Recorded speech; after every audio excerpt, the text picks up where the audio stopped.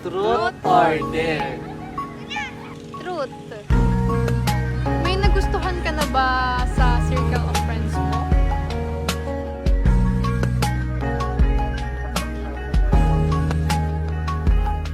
Sabi nila, kapag komportable ka sa isang tao, doon ka raw nagiging totoo.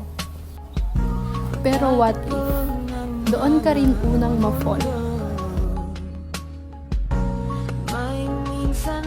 What if, habang pinipicturan kita, unti-unti na pala akong nahuhulog. Ikaw kasi, ang ganda mo.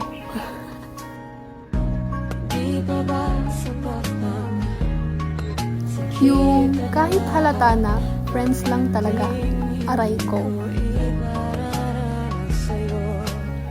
What if, habang nagkakape tayo, kasing pait nito ang puso mo. Joke. At kada tawa natin, may meaning yun sa akin.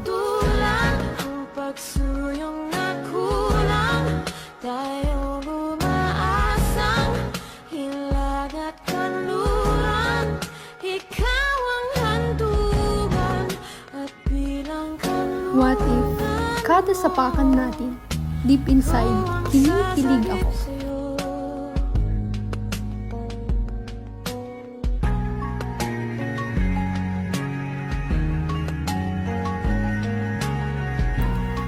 Pag tinitignan kita, para bang bumabagal ang mundo.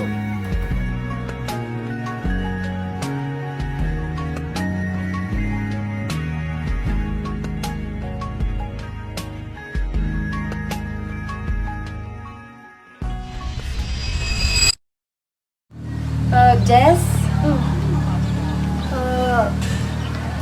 May pagtatapat sana ako sa'yo eh. Ano naman yun?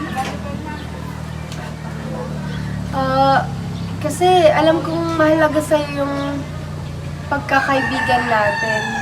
Oo naman. Pero wala ka bang napapansin sa akin noon pa? Mapapansin? Wala naman. Wala ka naman kasalanan sa akin.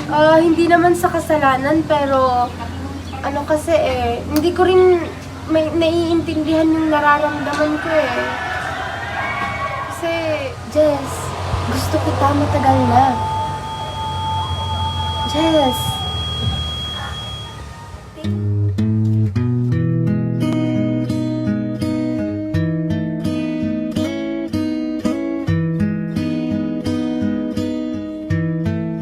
Ito na ba ang kasagutan sa lahat ng what ifs? Siguro, ito na yon. Now, I get it. Not all questions have answers. Not all what if turns into us.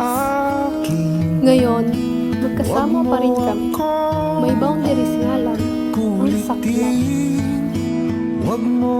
Ang tanga ko rin, no? Akala ko gusto niya rin ako. Do not assume unless stated. Ika nga nila. Pero wala eh. Close na nga kami. Umaling pa ako. Nagpaniwala kasi ako sa advice ni Taylor Swift eh. Always ruin the friendship daw. Pero ang advice ko sa'yo, huwag kang masyadong mag-assume. Huwag mong pilitin na sagutin lahat ng tanong. Sometimes, the best way to grow is to accept the story as it is, not how you wanted it to be. So, this is my story. Ang daming what if, no?